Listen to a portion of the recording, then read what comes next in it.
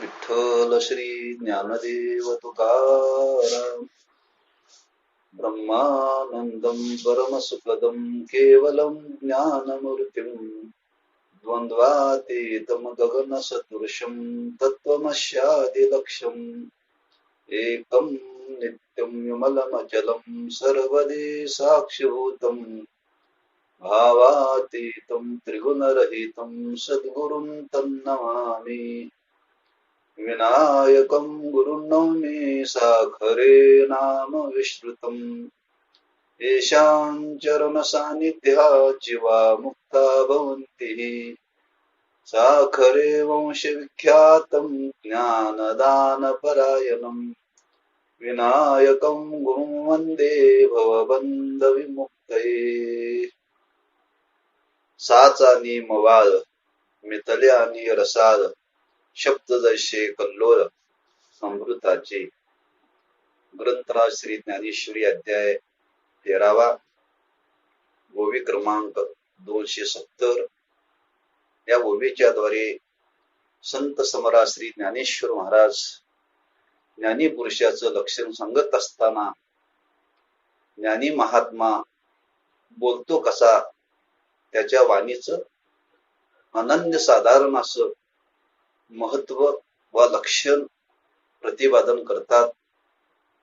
चालू असलेला हा उत्सव ब्रह्मीभूत दादा महाराज साखरे यांच्या पुण्यतिथीचा आणि त्या पुण्यतिथीच्या उत्सवामध्ये माझ्यासारख्या साधकाच्या वाट्याला आलेली ही सेवा आहे.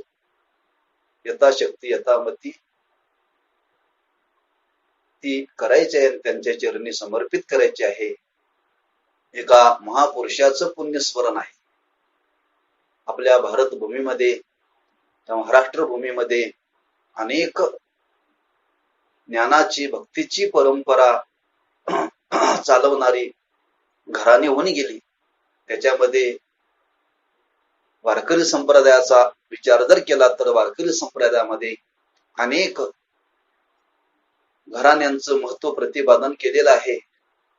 ज्ञानाचं महत्व, भक्तीचं महत्व समाजापर्यंत पोहोचवण्याकरता ज्यांनी आपल्या जीवनामध्ये अति कष्टाने ही साधना केलेली आहे.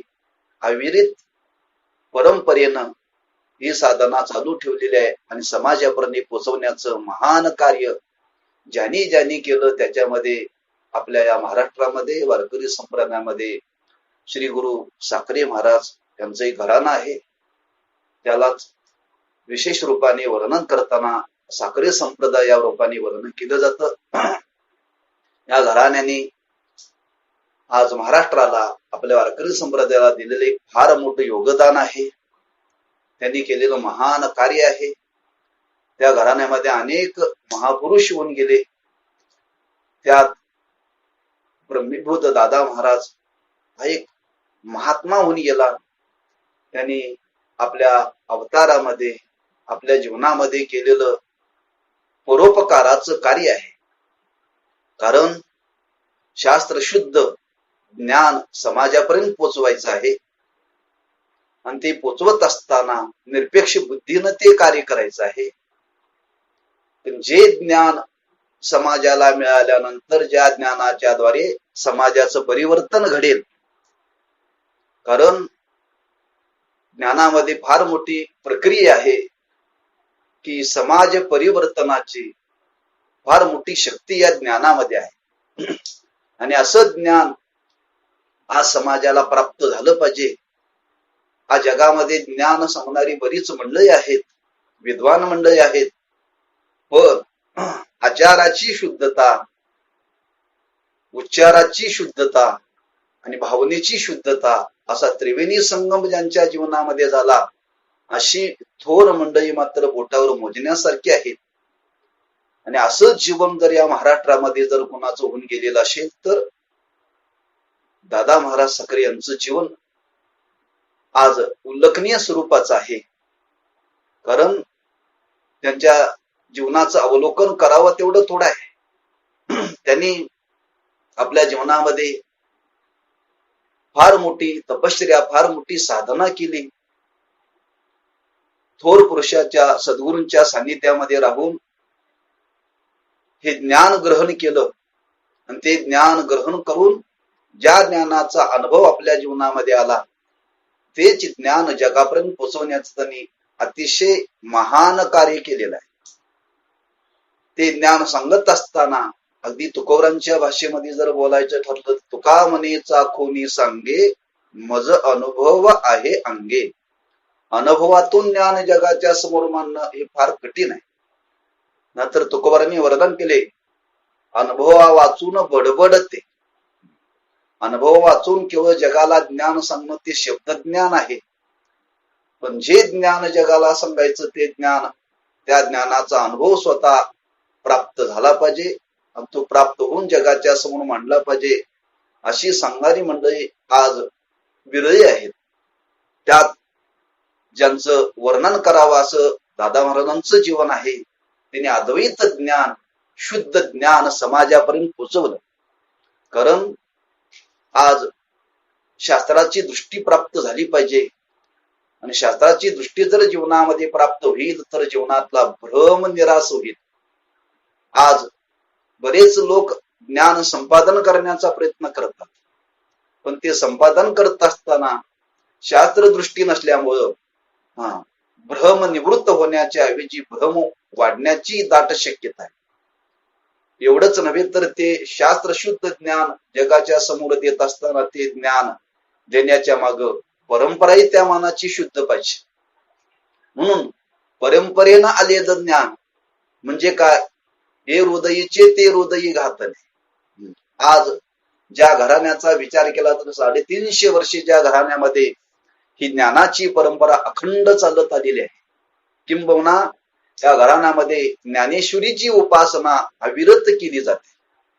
या घराण्यावरती संत सम्राट श्री ज्ञानेश्वर महाराजांचा प्रसाद आहे की मूळ ज्ञानोबाऱ्यांनी जी ज्ञानेश्वरी लिहिली त्या ज्ञानेश्वरीचा मूळ अर्थ मराठी भाषेमध्ये समाजापर्यंत पोहोचवण्याचं पहिलं कार्य जर कोणी केलं असेल तर सद्गुरू साखरे महाराज या घराण्याने केलेलं आहे. आणि त्यात फार मोठं योगदान दादा महाराजांचं आहे. हे पहिलं कार्य जगाच्या समोर देत असताना त्याच्यामध्ये येणारे सर्व प्रतिबंध, त्या प्रतिबंधाला कष्टाला सहन करून ते समाजापर्यंत पोहोचवण्याचे सोपं कार्य नाही. असं ज्या महात्म्याने शुद्ध ज्ञान समाजापर्यंत पोहोचवलं, आजही ते ज्ञान आपल्याला अनुभवाला मिळतं. असं ज्ञान सांगणारे आजही ती परंपरा अविरत या घराण्यामध्ये पाहायला मिळते. किंबहुना ज्ञानाची परंपरा जोपासत असताना याच घराण्यामध्ये आज वारीची परंपरा जोपासली जाते. कारण जगामध्ये काही ज्ञान सांगणारी मंडळी आहेत, पण उपासना न करणारी मंडळी आहेत. काही उपासना करणारी मंडळी आहेत, पण ज्ञान न सांगणारी आहेत. पण ज्या घराण्याचा विचार केला तर ज्ञान अधिक उपासना उभय स्वरूपाचं ऐक्य या घराण्यामध्ये आज पाहायला मिळतं. आणि पाहण्याची संधी हे जतन करण्याचं कार्य ज्या महात्म्याने केलं, असे महात्मे होऊन गेले ते दादा महाराज. आणि अशा दादा महाराजांचं पुण्यस्मरण आज क्षेत्र आळंदी या ठिकाणी साधक आश्रमामध्ये संपन्न होत आहे. इंद्राणीच्या तीरावरती ब्रह्मीभूत दादा महाराज समाधिस्थ झाले. त्याच दादा महाराजांनी या आळंदीच्या तीरावरती सिद्ध बेटाजवळ साधक आश्रमाची स्थापना केली. तसेच पुण्यनगरीमध्ये वैदिक आश्रमाची स्थापना केली. वैदिक आश्रम आणि अध्यात्म ज्ञानाची परंपरा समाजापर्यंत पोहोचवण्याकरता साधक आश्रमाची अशा उभय स्वरूपाची आश्रमाची स्थापना करून ते ज्ञान आजही त्या विद्यार्थ्यांच्या द्वारे समाजापर्यंत पोहोचवलं जातं. अनेक साधक, अनेक थोर मंडळी या त्यांच्या अनुग्रहाने आज परिपूर्ण त्याला प्राप्त झाली. असं त्यांचं आज विशेष कार्य आहे. किती जरी त्यांचं वर्णन केलं तर ते कमीच आहे. अगदी तुकोबरांच्या भाषेमध्ये जर बोलायचं ठरलं तर काय वाणू न पुरी हे वाणी मस्तक चरणी ठेवी तशी. पण त्यांचं किती जरी आमच्यासारख्या साधकांनी वर्णन केलं, विद्वानाने वर्णन केलं, तरी त्यांचं वर्णन करण्यामध्ये आपण कमीच पडतो. का?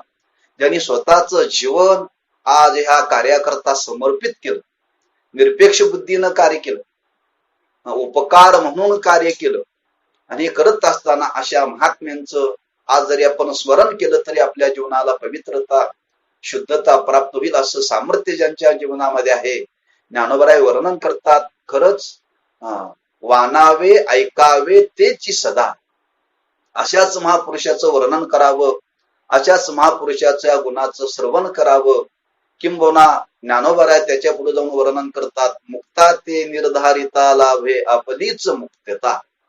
असं ज्यांचं सामर्थ्य, असं ज्यांचं व्यक्तिमत्व आहे, अशा महापुरुषाचं आज पुण्यस्मरण त्या क्षेत्रामध्ये संपन्न होत आहे. मग अशा महापुरुषाचं वर्णन करत असताना काय नेमकं वर्णन करावं आपण? वर्णन करण्यासारखं काय त्यांच्या जीवनामध्ये आहे? इतकं त्यांच्या जीवनामध्ये वर्णन करण्यासारखं आहे. अनेक सद्गुणाने अशा महात्म्यांचं जीवन संपन्न आहे.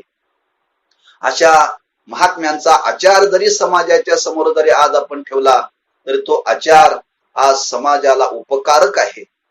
ज्या जीवनाचं वर्णन करत असताना त्यांच्या जीवनामध्ये अनेक सद्गुण आपल्याला पाहायला मिळतात. जसं भगवंतांनी वर्णन केले की ज्ञानीपुरुषाचं व महात्म्याचं वर्णन करत असताना या महात्म्याच्या जीवनामध्ये जेवढे म्हणून जगामध्ये दैवी गुण आहेत ते दैवी गुण त्या महापुरुषाच्या आश्रयाला वास करतात. का दैवी गुणाचा स्वभाव आहे ते महात्म्याच्या जवळच राहतात, ज्ञानीपुरुषाच्या जवळच राहतात, संतांच्या जवळच राहतात, सज्जनाजवळच राहतात. ते सामान्य जीवाजवळ राहत नाही. म्हणून जेवढे जगामध्ये सद्गुण आहेत ते सर्व सद्गुण या महात्म्यांच्या चरणाजवळ अखंड वास करतात. एका एका सद्गुणाचा जर आपण विचार केला तर एक एक सद्गुण आज जगाला तारक करू शकतो, आज समाजाचं परिवर्तन करू शकतो. इतकं सामर्थ्य त्या सद्गुणामध्ये आहे. असं सद्गुण जर पाहायचं ठरलं तर आपल्याला थोडस त्याचं अवलोकन करता येईल. आणि ते वर्णन करत असताना ज्ञानोबारांच्या भाषेमध्ये आपल्याला थोडस वर्णन करता येईल. तेव्हा ज्ञानोबाराय अशा महापुरुषाचं वर्णन करतात की असे महात्मे, असे ज्ञानी पुरुष समाजामध्ये वावरत असताना त्यांची वाणी कशी असते त्यांच्या वाणीचं वर्णन करतात. आचार जीवनातला एक विचार आहे. कारण आचार जीवन हेच आज समाजाला प्रमाणभूत जीवन आहे. हे कलियुग आहे आणि कलियुगामध्ये शुद्ध आचाराची ठेवण जर कोणाच्या जीवनामध्ये असेल तर ज्ञानीपुरुषाच्या जीवनामध्ये. नामदेव महाराज वर्णन करतात, इतका आचार शुद्ध या ज्ञानीपुरुषाचा असतो, या महात्म्यांचा असतो, यांच्या आचाराची बरोबरी आज कोणीही करू शकत नाही. अगदी त्रिवार सत्य या महात्म्यांचं वर्णन केलेलं आहे. साधू थोर जाना, साधू थोर जाना, साधू थोर जाना कलियुगी. या कलियुगामध्ये त्या साधूचं, त्या ज्ञानीपुरुषाचं, त्या सज्जनाचं जीवनच आज आदर्श स्वरूपाचं आहे, प्रेरक स्वरूपाचं आहे. कसं आहे म्हणून त्यांच्या वाणीचा थोडा विचार आपण करू. त्या वाणीच्या द्वारे अशा महात्म्यांचं आचार जीवन किती प्रेरक स्वरूपाचं आहे, मार्गदर्शक स्वरूपाचं कसं आहे याचं आपल्याला दर्शन घडेल. असं या ओवीतून ज्ञानोबाराय वर्णन करतात. ज्ञानोबाराय वर्णन करतात की असा महात्मा जर बोलायला लागला तर तो कसा बोलतो, म्हणून त्या वाणीचे काही गुण या ओवीतून ज्ञानोबाराय प्रकट करतात. साच आणि मवाळ, मितले आणि रसाळ, शब्द जैसे कल्लोळ अमृताची. किंबहुना देवाने सर्वांना ही वाणी दिलेली आहे. सर्वजण वाणीनं बोलत असतात. कारण बोलण्याची योग्यता जो जीव म्हणून जन्माला आला त्या जीवाला ही देवाने दिलेली आहे. जसं तुकोबाराय वर्णन करतात, दिली इंद्रिय आपल्याला दिलेले, दिली इंद्रिय हात पाय कान, डोळे मुख बोलावया वचन, जेणे तो जोडशी नारायण, नाशे जीवपण भवरोग. जी अनेक इंद्रिय देवाने या जीवाला दिली त्याच्यामध्ये वाणी ही देवाने जीवाला दिलेली आहे. ही वाणी म्हणजे कर्मेंद्रिय आहे. या वाणीच्या द्वारे आज व्यवहार केला जातो. त्या वाणीचा विचार केला तर कशी आहे नेमकी वाणी, त्या वाणीचे वर्णन करताना वेदांनी वर्णन केले. परा पश्यंती मध्यमा, वैखरी असं 4 प्रकारामध्ये वाणीचं महत्व प्रतिपादन केलेलं आहे. त्यात अधिक करून वैखरी वाणीचं महत्व प्रतिपादन केलेलं आहे. किंबहुना चारी वाणीचं अनन्यसाधारण असं महत्व आहे. पण एकंदर आज जगामध्ये जो व्यवहार केला जातो तो वैखरी वाणीच्या द्वारे व्यवहार केला जातो. त्या वाणीमध्ये सामर्थ्य, काय सामर्थ्य आहे? इतकं सामर्थ्य आहे जो विचार वेदांनी सांगितला, शास्त्रांनी सांगितला की जशी वाणी जीवनामध्ये आपण अंगीकारली पाहिजे तशी जर वाणी जर आपण अंगीकारली तर त्या वाणीला कामधेनू असं वर्णन केलेलं आहे. कारण त्या वाणीचे काही लक्षणं सांगितली की वाणीचा जीवनामध्ये अंगीकार करत असताना त्या वाणीचा वापर कसा जीवनामध्ये करावा. वेद वर्णन करताना असं वेद वर्णन करतो, वाणीनं बोलत असताना सत्य बोलावं, वाणीनं बोलत असताना प्रिय बोलावं, वाणीनं बोलत असताना हितकर बोलावं. त्या वाणीच्या मागे 3 गुण प्रामुख्याने सांगितले. बोलण्यामध्ये सत्यता असावी, बोलण्यामध्ये प्रियता असावी आणि बोलण्यामध्ये हितकरता असावी. असं जरी वेदाने शास्त्राने सांगितलं असतं तरी सर्वजण मात्र असं बोलण्याकरता प्रवृत्त होत नाहीत. का अनेक प्रकारचे वाणीमध्ये दोष आहेत. त्या सर्व दोषाला टाकून असं बोलण्याकरता फार मोठी साधना, फार मोठी तपश्चर्या करावी लागते. जरी सर्वांना बोलता येत असलं तरी ते बोलण्याचं सामर्थ्य, तेवढं धैर्य सर्वांच्या जीवनामध्ये प्राप्त होत नाही. पण अशक्य नाहीये, सर्वांना शक्य आहे. ज्ञानी पुरुष म्हणजे आमच्या तुमच्यातला एक पुरुष आहे, पण त्यांनी जीवनामध्ये ही केलेली साधना, त्या साधनेतून प्राप्त झालेली अवस्था आणि त्या अवस्थेतून त्यांच्या वाणीला प्राप्त झालेली योग्यता आणि त्या वाणीचा परिणाम जर आपण आज विचारात घेतला तर त्या वाणीमध्ये काय सामर्थ्य आहे. तर ज्ञानवारे वर्णन करतात की तो महात्मा बोलत असताना नेहमी वाणीच्या द्वारे साच म्हणजे सत्य बोलतो. पहिलं लक्षण सांगतात. दुसरं लक्षण सांगत असताना तो महात्मा बोलत असताना मवाळ म्हणजे अतिशय मृदू बोलतो. तो महात्मा बोलत असताना आणखी कसं बोलतो? मितले म्हणजे मर्यादित बोलतो. तो बोलत असताना महात्मा रसाळ बोलतो म्हणजे प्रेमपूर्वक बोलतो. आणि तो बोलत असताना महात्मा कसं बोलतो? ज्ञानोबा म्हणतात त्याच्या मुखातून बाहेर पडणारे शब्द म्हणजे प्रत्यक्ष अमृतच आहे. असं त्यांच्या वाणीचं महत्व आहे. म्हणून वर्णन करत असताना पहिला शब्द वापरला तैशे साचा आणि मवाळ. तैशे म्हणजे त्याच्या अगोदर वर्णन केलेलं आहे. जसं गंगेचं पाणी हे स्वच्छ आणि पवित्र असतं. गंगेच्या पाण्याला कधीही अपवित्रता प्राप्त होत नाही आणि कधीही ते मलिन होत नाही. त्याच्यामध्ये अस्वच्छता कधी निर्माण होत नाही. म्हणून वर्णन केले की गंगापै असलेले तैशे साच आणि मवाळ म्हणजे गंगेसारखं स्वच्छ आणि गंगेसारखं पवित्र तशी त्यांची वाणी आहे बरं का. आणि त्या वाणीचं वर्णन करताना इथं ज्ञानोबराय वर्णन करतात की साच म्हणजे सत्य. सत्य हे त्यांच्या मुखाच्या वाणीच्या द्वारे हा शब्द बाहेर पडत असतो. का पडतो? म्हणून इथं वर्णन करताना मी पहिल्यांदा शब्द वापरला की ज्ञानी महात्मा. ज्ञानी कोणाला म्हणतात? केवळ अनेक शास्त्राचं अध्ययन करून शब्दाचा विचार समाजाच्या समोर मांडला त्याला ज्ञानी म्हणणं, हा शब्द ज्ञानी.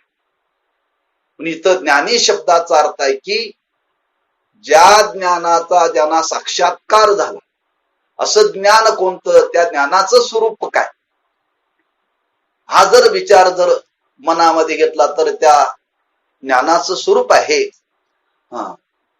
ते स्वरूप म्हणजे ते परमात्म तत्व सत्य आहे. कारण या संपूर्ण त्रिभुवनाचा विचार केला तर त्रिभुवनामध्ये एक परमात्म तत्व सत्य आहे.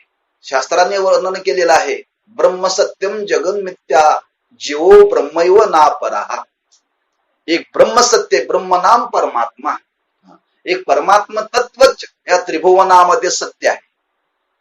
जसं तुकोबारांनी वर्णन केलेलं आहे. काय वर्णन केलेलं आहे ऐसा ज्याचा अनुभव विश्वदेव सत्यत्वे, देवतया जवयाशी पापनाशे दरुशने. एक परमात्मा तत्वच या त्रिभुवनामध्ये सत्य आहे. आणि असं जे परमात्मा तत्व नाम ब्रह्म सत्य आहे, अशा परब्रह्म स्वरूपाचा ज्यांना अनुभव आला त्याला म्हणतात सत्याचा साक्षात्कार. ज्यांच्या जीवनामध्ये सत्याचा साक्षात्कार झाला तीच माणसं वाणीनं सत्य बोलू शकतात. केवळ सत्याचं ज्ञान होणं वेगळं आणि सत्याची अनुभूती येणं वेगळं. आज परमार्थाची जी साधना सांगितली ती कशा करता सांगितली? सत्याचा साक्षात्कार होण्याकरता परमार्थाची साधना सांगितली. दुसरं जीवनामध्ये काही आपल्याला मिळवायचं नाही, हेच ज्ञानी पुरुषाने आपल्या जीवनातून जगाच्या समोर विचार प्रगट केलेला आहे. एक सत्य परमात्म तत्व आहे आणि ते परमात्म तत्व सत्य आहे, त्याचा आपल्याला यथार्थ बोध झाला पाहिजे. तो यथार्थ बोध होण्याकरता सद्गुरूंची कृपा आपल्यावरती झाली पाहिजे. सद्गुरु कृपेशिवाय सत्याचा साक्षात्कार जीवनामध्ये होऊ शकत नाही. ज्यांच्या जीवनामध्ये हा सत्याचा साक्षात्कार झालेला आहे, एक परमात्मा तत्व सत्य आहे, याच्या व्यतिरिक्त कोणीही सत्य नाही, काहीही सत्य नाही. जगद्गुरु श्री तुकोबराय देवाशी बोलत असताना हाच विचार म्हणला, देवा तू सत्य असताना बाकीचा पसारा का प्रगट केला? सत्य तू सत्य तू सत्य तू सत्य तू विठ्ठला, कागा हा दाविला जगदाकार. हे तू सत्य असताना हे असत्य मिथ्या जगत का निर्माण केलं? म्हणजे ज्यार्थी तुकोबाराय वर्णन करतात त्यार्थी तुकोबारांच्या जीवनामध्ये तो आलेला अनुभव आहे. जो तुकोबारांच्या नाम ज्ञानोबारांच्या सर्व संतांना आलेला अनुभव आहे, तोच अनुभव या महापुरुषाला आलेला आहे. आणि जो ज्या महापुरुषाला अनुभव आला, जो अनुभव आला त्या अनुभवाचा परिणाम तेच वाणीच्या द्वारे बाहेर पडत असत. जसं ज्ञानोबारांनी वर्णन केले, काय वर्णन केलेलं आहे? जो मनामध्ये चांगला विचार येतो तोच कर्मेंद्रियामध्ये येतो आणि तोच बाहेर पडत असतो.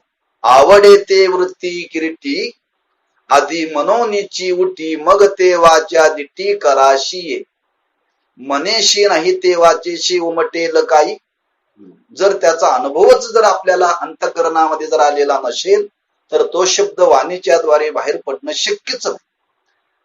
ज्यार्थी हा महात्मा सत्यवाणीनं बोलतो त्यार्थी त्यांना सत्याचा हा अनुभव आलेला आहे. आणि जो अनुभव आला आणि त्या अनुभवाचा परिणाम तो महात्मा जीवनामध्ये नेहमी सत्यच बोलतो. किती सत्य बोलतो? इतकं सत्य बोलतो जीवनामध्ये, इतकं सत्य बोलतो. तुकोबाराय म्हणतात की तुका म्हणे सत्य सांगू येवो तर रागे येतील ते. तो महात्मा नेहमी वाणीनं सत्यच बोलतो. त्या सत्य बोलण्याच्या मागे समाजाला किती जरी राग आला तरी चालेल का? त्या सत्याच्या माग हित असत आणि सत्याच्या मग हित असल्यामुळं ते महात्मे नेहमी वाणीनं सत्यच बोलतात. सत्याशिवाय त्यांच्या वाणीच्या द्वारे एकही शब्द बाहेर बोलत नाही. नवे नवे ते सत्य नेहमी बोलतात. त्या सत्याचा परिणाम दिवसातून एकदा सत्य बोलतात असं त्याचा अर्थ नव्हे. जे शब्द त्यांच्या वाणीच्या द्वारे बाहेर पडतात तो प्रत्येक शब्द सत्स्वरूपच आहे. कारण त्याच्या मग त्यांनी केलेली त्या मानाची साधना आहे. जसं ज्ञानोबाराय वर्णन करतात की माझी या सत्यवादाचे तप, वाचा केले बहुत कल्प, तयाचे महादीप पातलो प्रभू. ही सत्याची फार मोठी साधना आहे. आणि असं सत्य ज्या वाणीच्या द्वारे बाहेर पडतं हे ज्ञानी पुरुषाशिवाय शक्य नाही. आम्ही तुम्ही जरी वाणीनं सत्य बोलण्याचा प्रयत्न केला तर घटकाभर आपण सत्य बोलू, काही काल सत्य बोलू, पण महात्मा नेहमी वाणीनं बोलत असताना सत्यच बोलतो. असत्य त्याच्या जीवनामध्ये कधी त्याच्या वाणीला स्पर्श करत नाही. नवे नवे असत्याचा विटा त्याच्या जिभेला कधी स्पर्श होत नाही. अशा महात्म्याच्या जीवनामध्ये किती जरी मोठं संकट आलं तरी तो महात्मा नेहमी वाणीनं सत्यच बोलतो. नवे नवे तुकोबाराय वर्णन करतात, लटिके वचन नाही देही उदासीन. खोटं बोलणं असं त्या महात्म्यांना माहितीच नाही बरं का. नेहमी ते वाणीनं सत्यच बोलतात. त्या सत्याचं वर्णन करताना तुकोबारांकी वर्णन करतात की सत्य बोले मुखे दुःख अनेकांच्या दुःखे हिची विष्णूची महापूजा आन किंवा अनुभव नाही तुझा. सत्य बोलणं हीच खरी देवाची पूजा आहे. म्हणून असं सत्य त्या महात्म्यांच्या वाणीच्या द्वारे बाहेर पडत असतं. म्हणून ते महात्मे नेहमी वाणीनं सत्य बोलतात. दुसरं कारण जर पाहिलं तर सत्य बोलण्याकरता सात्विक धैर्य लागतं. सत्य बोलण्याकरता अंतःकरणाची निरपेक्षता असावी लागते. आज आम्ही तुम्ही सत्य का बोलू शकत नाही? आमच्या अंतःकरणामध्ये निरपेक्षता नाहीये. ज्याच्या अंतःकरणामध्ये स्वार्थ वास करतो ती माणसं वाणीनं सत्य कधी बोलू शकत नाही. पण ज्यांना समाजाकडून काहीही मिळवायच नाही अशी माणसं कधीही वाणीनं खोटं बोलत नाही. ज्याला स्वार्थ साधायचा ती माणसं नेहमी खोटीच बोलत असतात. पण संत महात्मे वाणीनं मात्र सत्य का बोलतात? त्यांना समाजाला काहीतरी द्यायचं आहे. म्हणून त्या बोलण्याच्या माग दोन विचार आपल्याला विचारात घेता येईल की त्या बोलण्याच्या माग एक सात्विक धैर्य त्या मनाचं आहे आणि ते सत्य बोलण्याच्या माग दुसरं कारण निरपेक्षता. जे जे जगाच्या समोर बोलायचं आहे त्या बोलण्याच्या मग कोणताही स्वार्थ त्या महात्म्याच्या अंतःकरणामध्ये नसतो. म्हणून तो महात्मा नेहमी वाणीनं सत्यच बोलतो. कारण सत्य बोलत असताना त्या बोलण्याचा विचार केला तर आजही तुम्ही विचार करा, ज्ञानोबा 700 वर्षापूर्वी बोलले ते आजही सत्यच आहे. भगवंत 5000 वर्षापूर्वी बोलले ते आजही सत्यच आहे. देव वा संत जे बोलतात ते नेहमी सत्यच आहे. त्या सत्यामध्ये कधी बदल होत नाही. काल बदलतो पण कालाच्या ओघामध्ये आज संतांचं वाक्य कधी बदलत नाही. म्हणून संतांच्या वाणीचं, देवाच्या वाणीचं, वेदाच्या वाणीचं वर्णन करताना असं वर्णन केलेलं आहे की ही कालातीत यांची वाणी आहे. बरं, कालामध्ये किती जरी बदल झाला तर त्यांच्या शब्दामध्ये, त्यांच्या वाणीमध्ये कधी बदल होत नाही. म्हणून कालातीत अशी संतांची वाणी आहे. असं जर आपण लक्षात घेतलं तर अशी महात्मे वाणीनं नेहमी सत्यच बोलतात. म्हणून इथं ज्ञानोबा वर्णन करतात तैसे साच, म्हणजे सत्य बोलतात. आणखी कसं बोलतात ते बोलत असताना ज्ञानोबा म्हणतात मवाळ. मवाळ म्हणजे मृदू. कारण अवघड आहे खरं बोलायचं आणि मृदू बोलायचं, हे दोन गुण एकत्र येणं शक्य नाही. आज काही माणसं सत्य बोलतात पण त्या बोलण्याच्या मागे कठोरता असते. सत्य असावं आणि ते मृदू असावं असं जवळजवळ अशक्य आहे. बरं, आपण जर जीवनामध्ये किती जरी प्रयत्न केला सत्य बोलण्याचा, पण त्या सत्य बोलण्याच्या मग कधी कधी कठोरता येण्याची शक्यता आहे.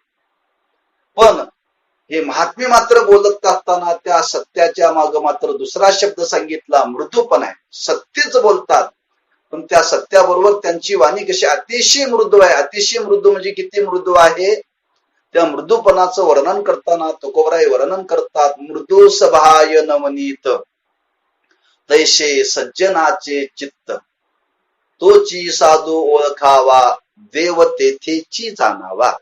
अतिशय मृदूपणा, इतका मृदूपणा, इतका मृदूपणा आपले शब्द कोणाच्या अंतःकरणाला लागणार नाहीत इतकी काळजी तो महात्मा जीवनामध्ये घेतो. बरं, आपल्या बोलण्यातून कोणाला दुःख होणार नाही, आपल्या बोलण्यातून कोणाला संताप निर्माण होणार नाही, आपल्या बोलण्यातून कोणाला क्रोध निर्माण होणार नाही. अशा प्रकारचं जे बोलणं आहे त्याला म्हणतात अतिशय मृदू बोलणं. बरं, नंतर आम्ही बोलत असताना बोलण्याचा प्रयत्न करतो, एवढा मृदूपणा आपण जरी बोलण्याचा प्रयत्न केला तर आपलं बोलणं हे कृत्रिम बोलणं आहे. आपल्याला काही बोलायला सांगितलं, एखादं व्याख्यान करायला सांगितलं, एखादं प्रवचन करायला सांगितलं, त्यावेळेला आम्ही बोलतो अतिशय मृदू भाषेमध्ये बोलतो, पण ते कृत्रिम बोलणं आहे, अकृत्रिम बोलणं नव्हे. पण साधूच्या वाणीचा जर विचार केला तर त्यांचं मात्र हे अकृत्रिम बोलणं आहे. बरं, म्हणून तो महात्मा नेहमी वाणीनं अतिशय मृदू म्हणून तिथं शब्द वापरला मवाळ. इतके मृदू या जगामध्ये इतके मृदू इतके मवाळ बोलणारे कोणीही नाही. म्हणून काही माणसं समाजामध्ये बोलत असतात, अतिशय मृदू बोलत असतात. पण तुकोबारांनी वर्णन केले. त्याचं वर्णन करताना तुकोबाराय म्हणतात साधूच्या वाणीचं वर्णन केले आणि काही असाधू म्हणजे दुष्ट लोकांचं वर्णन केलेलं आहे. काही माणसं वाणीनं अतिशय मृदू बोलतात, बोलण्यामध्ये मृदूपणा आहे, पण अंतःकरणामध्ये मात्र दोष आहे ना. मधु तिष्ठती जिव्हागरे हृदय तू हलाहलम असं वर्णन केलेलं आहे. वाणीमध्ये अतिशय माधुर्य आहे, पण अंतःकरणामध्ये मात्र विष भरलेला आहे. मग अशा बोलण्याला काही किंमत नाही. पण साधूच्या वाणीचा विचार केला तर तुकोबाराय वर्णन करतात मधुरा वाणी ओठी तुका म्हणी वाव पोटी. अतिशय मधुर बरं. म्हणजे त्या मृदूपणाचं वर्णन करतात की त्यांच्या जसं वाणीमध्ये मृदूपणा आहे तसाच अंतःकरणामध्ये मृदूपणा आहे बरं. कारण महात्मा बोलत असताना त्या बोलण्याच्या मागे त्याचीही प्राप्त झालेली ज्ञानाची अवस्था आणि त्या ज्ञानाच्या अवस्थेतून त्याच्या मुखावाटे हे बाहेर पडलेले शब्द आहेत, म्हणून सामान्य शब्द नाहीत. म्हणून तो महात्मा मी वाणीनं बोलत असताना अतिशय मृदू बोलतो, म्हणजे मवाळ शब्द वापरलेला आहे. म्हणून इथं ज्ञानोबाराय वर्णन करतात की खरंही बोलतात आणि अतिशय मृदू बोलतात. हे सर्वांना शक्य नाही, पण तो महात्मा मात्र जीवनामध्ये बोलू शकतो. त्याच्या पुढे वर्णन करताना त्या महात्म्यांच्या वाणीचं वर्णन केलेलं आहे. तो महात्मा बोलत असताना मितले म्हणजे मर्यादित. कारण वाणीला बोलण्याकरता काही मर्यादा वेदांनी घातलेली, शास्त्रांनी घातलेली आहे. काय बोलावं आणि काय बोलू नये, कुठं बोलावं कुठं बोलू नये, त्या बोलण्याच्या मागे काय शब्द असावी, काय धारणा असावी, हा विचार मांडलेला आहे. मर्यादा ठेवलेली आहे. म्हणून तुकोबारांनी वर्णन केले वाचा बोलो वेद नेते करो संती केले ते. जरी बोलण्याचं स्वातंत्र्य जर असले तरी त्या बोलण्याला काही मर्यादा सांगितलेल्या आहे. बोलता येतं म्हणून वाणीनं काही माणसांनी बोलू नये, मर्यादित बोलावं, बोलण्याची मर्यादा उल्लंघू नये. आणि बोलण्याची मर्यादा जर उल्लंघली तर त्या बोलण्याला दोष लागतो आणि तो दोष आपल्या पदरामध्ये पडू नये म्हणून तो महात्मा या बोलण्याच्या द्वारे समाजाला शिकवण देतो. तो महात्मा अतिशय मर्यादित बोलतो. नवे ज्ञानोबारांनी वर्णन केले. ज्ञानीपुरुषाचं वर्णन करताना मितला बोली बोलीजे मितला चाली चालीजे. तो प्रत्येक व्यवहार मर्यादित मोजून करतो. कारण शब्द वाणीतून बाहेर पडत असताना त्या बोलण्याच्या माग आपल्या शरीरातली शक्ती खर्च होते आणि ती शक्ती खर्च होऊ नये म्हणून मर्यादित माणसाने बोलावं. त्यालाच आज एनर्जी म्हणतात मराठीमध्ये. म्हणजे आपल्या शरीरातली शक्ती बोलण्याने खर्च होते, ती कुठंतरी खर्च करू नये. आज ती शक्ती टिकण्याकरता बोलण्याची मर्यादा आपण आज जीवनामध्ये सांभाळली पाहिजे. किंबहुना तो महात्मा आहे, बोलण्याचं एवढं स्वातंत्र्य आहे, त्याच्या बोलण्यामध्ये वेदाने असं वर्णन केले विधी निषेधाचा संबंध ज्ञानी पुरुषाच्या जीवनामध्ये येत नाही. कुठपर्यंत वेदाचा अंकुश आहे, जोपर्यंत जो महात्मा पूर्णत्वाला प्राप्त होत नाही तोपर्यंत वेदाचा अंकुश आहे. एकदा तो महात्मा जर पूर्णत्वाला प्राप्त झाला तर वेदाचा अंकुश त्याच्यावरती राहत नाही. तो वेद सांगतो, त्याच्या मुखातून जे शब्द बाहेर पडतील तीच माझ्या जीवनामध्ये आज खरी पूजा आहे. त्याच्या मुखातून एखादी शिवी जरी बाहेर पडली तर ती ओवीच आहे, ते मंत्रच आहेत. एवढं त्या बोलण्याचं वर्णन केले ज्ञानी पुरुषाच्या जीवनाचं. आणि एवढं वर्णन जरी केलेलं असलं तरी तर ज्ञानोबाराय वर्णन करतात की तो महात्मा मर्यादित बोलतो. मितले आज समाजाच्या समोर बोलत असताना तो वाणीच्या द्वारे बोलण्याची मर्यादा सांभाळतो. किंबहुना बोलत असताना मर्यादित बोलावा, अधिक बोलू नये. ज्ञानोबाराय वर्णन करतात अनंत वाचा बरती बर त्या कैशिनी दयाळ पाव्याहरी. जी माणसं सतत सतत सतत अखंड बोलतात त्या बोलण्याला वाचाळ असं म्हटलेलं आहे. म्हणजे मर्यादा सोडून जी माणसं वाणीनं बोलतात त्याला वाचाळ म्हणतात. पण ज्यांनी मात्र वाणीच्या ठिकाणी आपला अंकुश ठेवलेला आहे, अतिशय तो महात्मा मर्यादित बोलतो. किती मर्यादित बोलतो? जर चरित्र पाहायचं ठरलं तर आपल्याला पाहायला मिळेल, ज्यावेळी चांगदेवांच्या जीवनामध्ये ज्ञानोबरायांची भेट झाली आणि भेट झाल्यानंतर ज्ञानोबराय चांगदेवाशी बोलले. किती बोलले? फार बोलणे, अतिशय मर्यादित बोलले. इतके मर्यादित बोलले, फक्त 65 शब्द बोलले ज्ञानोबराय. त्याला चांगदेव 65 म्हणतात. जे ज्ञानोबराय गीतेवरती बोलत असताना 9000 ओव्या लिहिल्या, तेच ज्ञानोबराय चांगदेवाच्या संबंधाने बोलत असताना मात्र मर्यादित बोलले. का? त्याचं कारण आहे, त्या महात्म्याचं व्रत आहे. बोलण्याची नाही आता देवावीन काही, त्याने ठरवलेलं आहे. भगवंताशिवाय वाणीनं काहीही बोलायचं नाही. जे बोलायचं ते भगवंताच्या संबंधाने, भगवंताविषयीच वाणीनं बोलायचं, याच्या व्यतिरिक्त दुसरं वाणीनं काही बोलायचं नाही. म्हणून तुकोबराय वर्णन करतात, असा महात्मा जर जीवनामध्ये जर भेटला तर तो महात्मा जीवनामध्ये बोलण्याकरता प्रवृत्त होत नाही बरं का. कोण हा भाग्याचा ऐशी आशी बोले वाचा. तुकोबराय म्हणतात, असा कोण भाग्यवान आहे की असा महात्मा जीवनामध्ये भेटावा आणि तो बोलण्याकरता प्रवृत्त व्हावा. तो पहिल्यांदा बोलत नाही आणि बोलायला लागला तर मर्यादित बोलतो. आणि त्या बोलण्याचा परिणाम किती मर्यादित बोलतो? जे बोलतो त्या मर्यादित बोलण्याचं वर्णन करताना असं वर्णन केले, सहज बोलणे हित उपदेश करुणी सायास शिकविते. त्यांच्या वाणीच्या द्वारे बाहेर पडणारे शब्द हे मर्यादित आहेत, सहज बोलतात, पण त्या बोलण्याची मर्यादा मात्र त्यांनी जीवनामध्ये आज प्राप्त केलेली आहे. अतिशय मोजकं ते महात्मे बोलत असतात. ते कोणाशी तरी बोलत नाहीत. आणि एखाद्याला जर बोलण्याकरता जर प्रवृत्त झाले तर त्या बोलण्याचा परिणाम ज्याच्या जीवनामध्ये असा महात्मा बोलण्याकरता प्रवृत्त झाला, ज्याचे शब्द मुखातून बाहेर पडले, ज्याच्या कानावरती पडे, बोलणाराही अधिकारी आहे आणि ऐकणाराही अधिकारी आहे.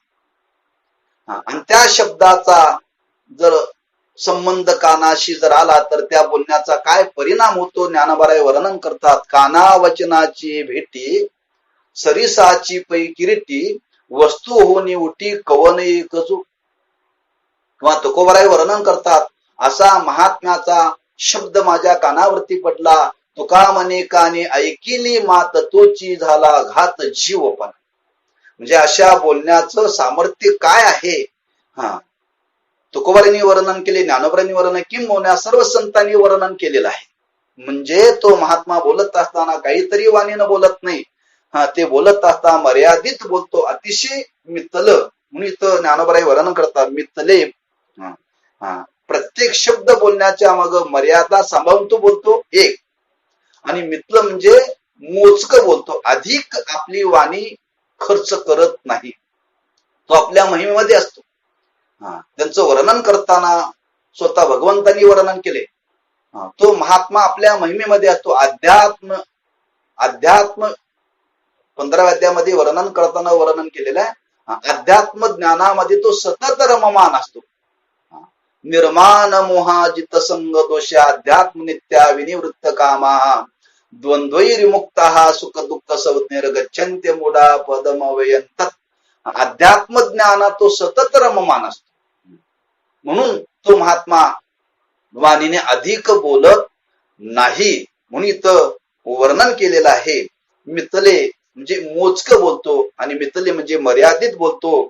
असा महात्मा वाणीनं बोलत असताना त्या बोलण्यामध्ये काय सामर्थ्य आहे? रसाळ म्हणजे प्रेमयुक्त.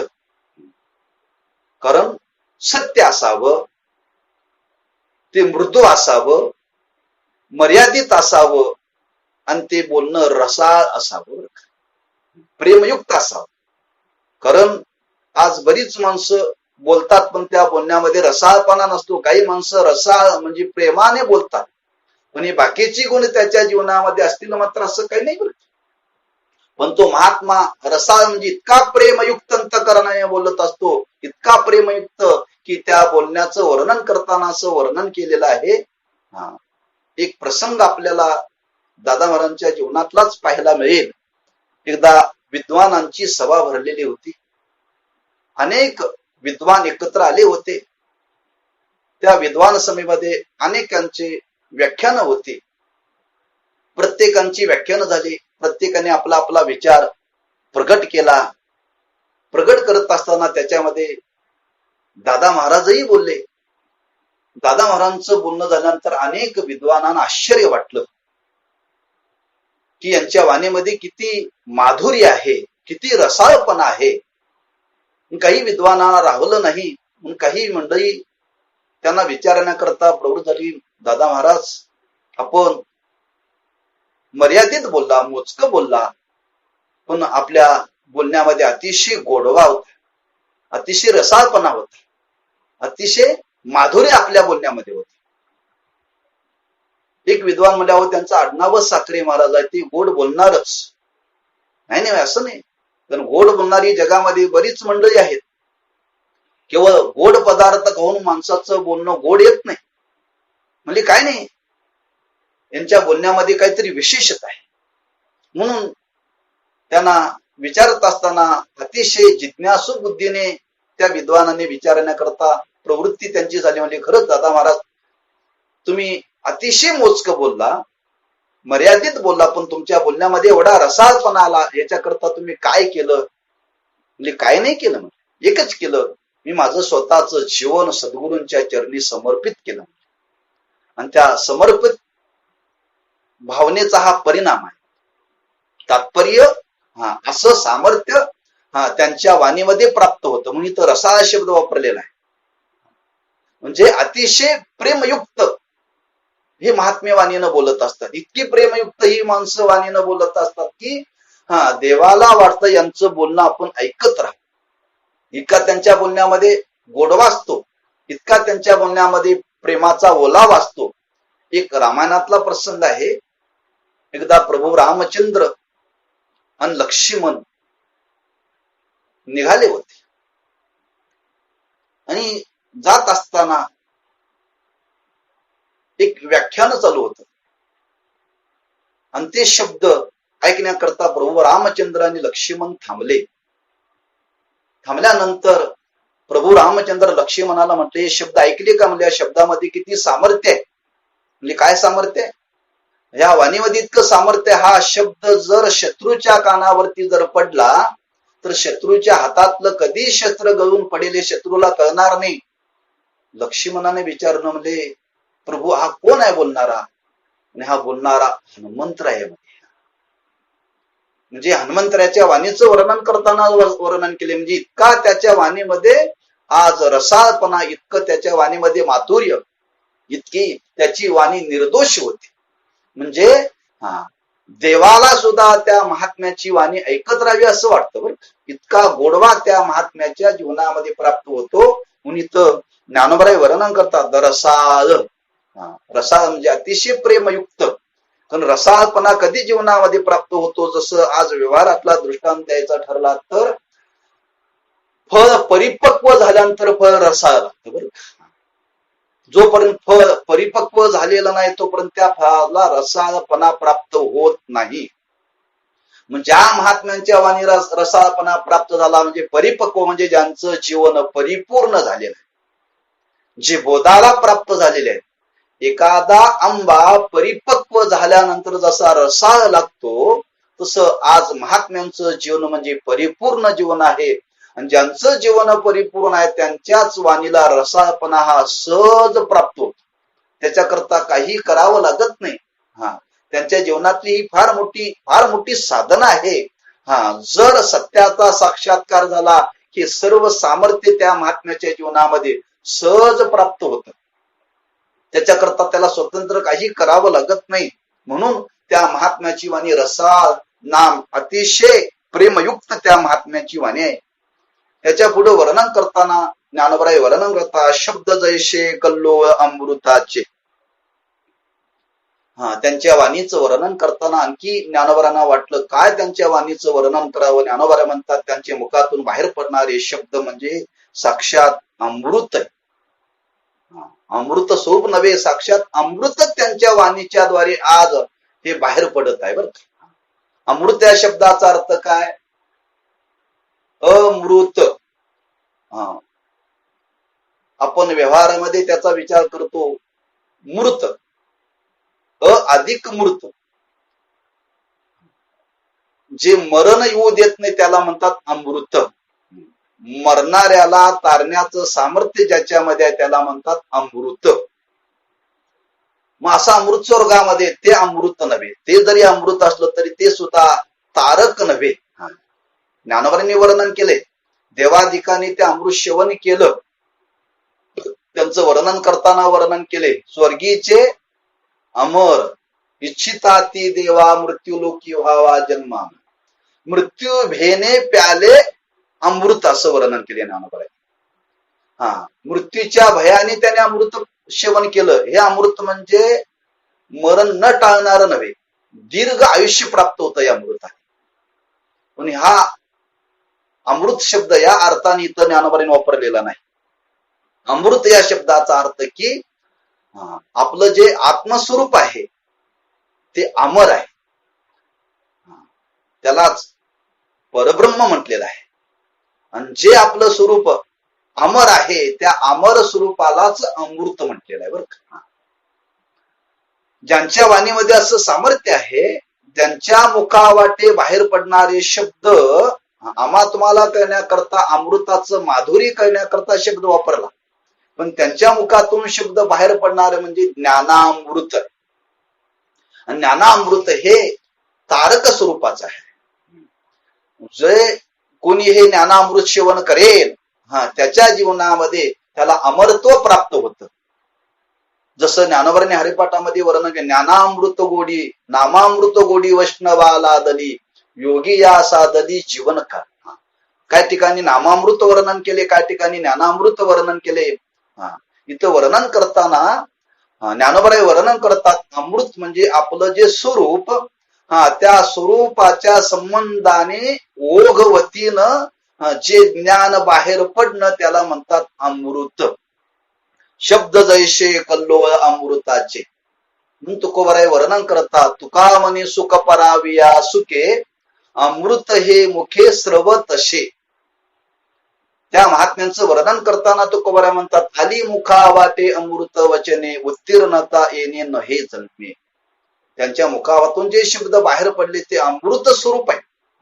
अमृत स्वरूप आहेत म्हणजे आपल्या स्वरूपाला प्राप्त करून देण्याचं सामर्थ्य ज्यांच्या वाणीमध्ये आहे.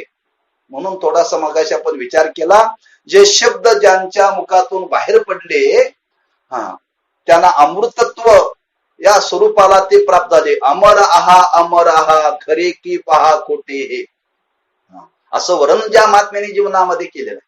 म्हणून इथं ज्ञानोबराय वर्णन करतात, शब्द जैसे कल्लोळ अमृताचे, किंवा वर्णन केले तुकोबराने की त्यांच्या वाणीचं वर्णन करताना वर्णन करतात, अमृताची वेली अमृताची फळे, असं वर्णन केले. किंवा मुखी अमृताची वाणी देह देहाचे कारणी, की त्यांच्या मुखातून येणारी वाणी म्हणजे अमृत स्वरूप आहे. जे जे शब्द त्यांच्या मुखातून येतात ते अमृत स्वरूप आहे. जसं भगवंताच्या नामाचं वर्णन करताना असं वर्णन केले, जिव्हे गोड 3 अक्षरांचा रस अमृत जयास फिके पडे.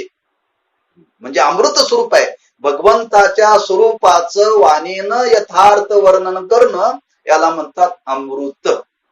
आणि अशी अमृताची वाणी त्या संतांच्या वाणीतून शब्द बाहेर पडतात. त्या प्रत्येक शब्दातून आज जगाला शांत करण्याचं सामर्थ्य, त्रिविध तापाची निवृत्ती करण्याचं सामर्थ्य अमृतामध्ये, सकल दुःखाची निवृत्ती करण्याचं सामर्थ्य ह्या अमृतामध्ये आहे. बरं, जे आपलं स्वरूप आहे त्या स्वरूपाला प्राप्त करून देण्याचं सामर्थ्य ह्या आज संतांच्या वाणीमध्ये आहे. म्हणून त्यांच्या मुखावाटे बाहेर पडणारे शब्द म्हणजे अमृत स्वरूप आहेत. म्हणून इथं शब्द वर्णन केले, शब्द जैसे कल्लोळ अमृताचे. जसं वर्णन केलेलं आहे, कल्लोळ म्हणजे लाटा, समुद्र आहे आणि त्या समुद्रावरच्या असणाऱ्या लाटा, समुद्राच्या लाटा समुद्रावरती असतात, समुद्रापासून त्या बाजूला नसतात. तसं संतांच्या वाणीचं वर्णन करताना संतांची वाणी म्हणजे व्यापक स्वरूपाची आहे आणि संतांच्या वाणीच्या द्वारे बाहेर पडणारा शब्द म्हणजे एक एक लाट आहे. बरं, एक एक शब्द म्हणजे एक एक लाट आहे, एक एक लाट त्या लाटेचं माधुर्य आहे. समुद्राची लाट ही आज भयानक आहे, भीतीदायक आहे, पण संतांच्या वाणीचं वर्णन करताना असं वर्णन केले, त्यांच्या मुखावाटे बाहेर पडणारे शब्द मात्र इतके आज आपल्याला आल्हाददायक आहेत. आजही तुम्ही पहा, ज्ञानोबांनी वर्णन केलेलं आहे की ह्या ज्ञानेश्वरीचं वर्णन करताना हा सर्वांचा अनुभव आहे. ज्ञानेश्वरीचा प्रत्येक शब्द म्हणजे आपल्याला अमृतासारखा वाटतो. म्हणून ज्ञानोबांनी वर्णन केले, अमृतातीही पैजा जिंके, अशी प्रतिज्ञा ज्ञानोबांनी केलेली आहे. म्हणजे प्रत्येक शब्द ज्ञानेश्वरीतला अमृत मधुर आहे. तसं संतांच्या वाणीच्या द्वारे बाहेर पडणारा शब्द हा अमृत स्वरूप आहे. ज्यांच्या ज्यांच्या जीवनामध्ये ही वाणी ऐकायला मिळाली, त्यांच्या जीवनामध्ये आज परिवर्तन घडलं. आणि ते परिवर्तन जर कोणतं असेल तर सकल दुःखाची निवृत्ती आणि परमानंदाची प्राप्ती हेच जीवनातलं वास्तव स्वरूप आहे. आणि वास्तव स्वरूप ज्यांच्या वाणीच्या द्वारे आज आपल्याला प्रतीतीला आलं, ही प्रतीती करून देण्याचं शब्द सामर्थ्य ज्यांच्या वाणीमध्ये आहे, अशी वाणी ज्यांच्या मुखातून बाहेर पडली, ज्ञानोबा म्हणतात त्यांचे शब्द म्हणजे अमृत स्वरूप आहेत. आणि त्या अमृत स्वरूपाचा जर विचार केला तर ज्ञानोबा म्हणतात अशा वाणीच्या द्वारे जर संत जीवनाचा आपण विचार केला तर सर्व सद्गुण त्या महात्म्यांच्या जीवनामध्ये आपल्याला पाहायला मिळतात. एक वाणीचा विचार आपण जीवनामध्ये घेतलेला आहे, ज्यांची वाणी सत्य आहे, ज्यांची वाणी मृदू आहे, ज्यांच्या वाणीला मर्यादा आहे, ज्यांच्या वाणीमध्ये रसपूर्णता आहे, ज्यांचे शब्द अमृतमय आहेत, अमृत स्वरूप आहेत, ही सर्व लक्षणे एका संतांच्या, एका ज्ञानीपुरुषाच्या वाणीमध्ये आपल्याला पाहायला मिळतात. नाहीतर घडतं जीवनामध्ये कसं एक आहे एक नाही, पण हे सर्व सद्गुण एकाच महात्म्याच्या जीवनामध्ये आज आपल्याला पाहायला मिळतात. म्हणून असा हा त्यांच्या वाणीचा जर आपण विचार केला तर हा आचार जीवनातील फार मोठा एक सद्गुण आज समाजाच्या समोर त्या महात्म्यांनी प्रगट केलेला आहे. आणि तो प्रगट करत असताना त्या वाणीचं सामर्थ्य आहे की अशी वाणी आपण जीवनामध्ये सतत त्या महात्म्यांची श्रवण केली पाहिजे. ज्यांना ज्यांना साक्षात त्या महात्म्यांची वाणी ऐकायला मिळाली ते भाग्यवान आहेत. पण आजही त्या महात्म्यांचे शब्द अक्षररूपाने वाङ्मयाच्या द्वारे आपल्याला पाहायला मिळतात. त्या शब्दातून मिळणारा आनंद म्हणजे अमृताचाच अनुभव आहे. प्रत्येक शब्दाच्या मागे मिळणारा जो आनंद आहे तो विकाररहित आनंद आहे. ज्या आनंदामध्ये विकार असतो त्या विकाराचा परिणाम कालांतराने दुःख प्राप्त होतो. पण ज्या वाणीमध्ये विकारच नाही आहे, जी वाणी आनंद देणारीच आहे, त्याच वाणीला अमृत म्हणायला काहीच हरकत नाही. अशी सर्व सद्गुण, अशी निरपेक्ष उपकारकारक वाणी त्यांनी आज जगाकरता ही वापरली. हे आमचं तुमचं सर्वांचं भाग्य आहे. म्हणून अशा महात्म्यांचं पुण्यस्मरण आपल्याला आज जीवनामध्ये करण्याची संधी प्राप्त झाली. अशा महात्म्यांचं वर्णन करण्याची संधी प्राप्त झालेली आहे. आपलं सर्वांचं भाग्य आहे. अगदी तुकोबरांच्या भाषेमध्ये जर वर्णन करायचं ठरलं तर पुण्यवंत व्हावे घेता सज्जनांची नावे.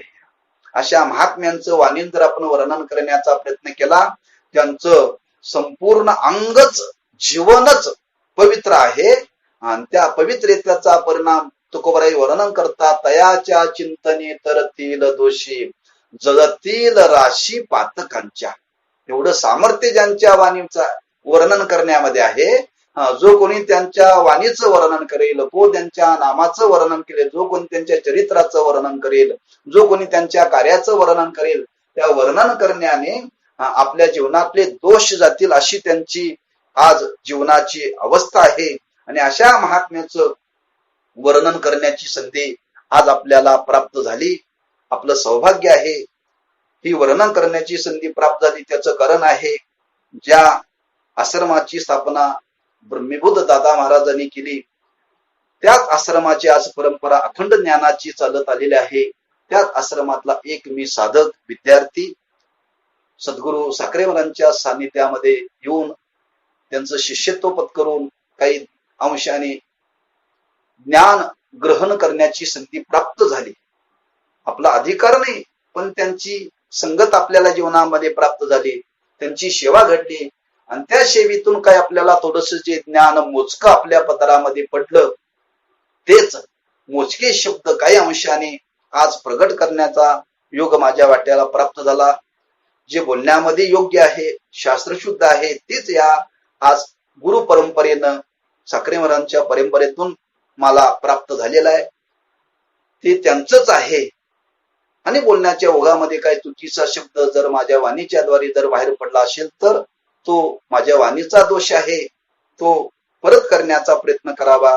जे योग्य आहे, जे शुद्ध आहे, ते श्रीगुरूंचं आहे, ते त्यांच्या चरणी समर्पित करायचं आहे. आणि ही झालेली सेवा त्यांच्या चरणी समर्पित करत असताना आपलं परम भाग्य आहे. हा योग आपल्या जीवनामध्ये प्राप्त झाला, आपण भाग्यवान आहोत. तेव्हा हे वाक्पुष्प अशा महात्म्यांच्या चरणी आपण या पुण्यस्मरणाच्या निमित्ताने समर्पित करू आणि आपल्या वाणीला पूर्णविराम देऊ. तैसे साचानी मवाळ मितल्यानी रसाळ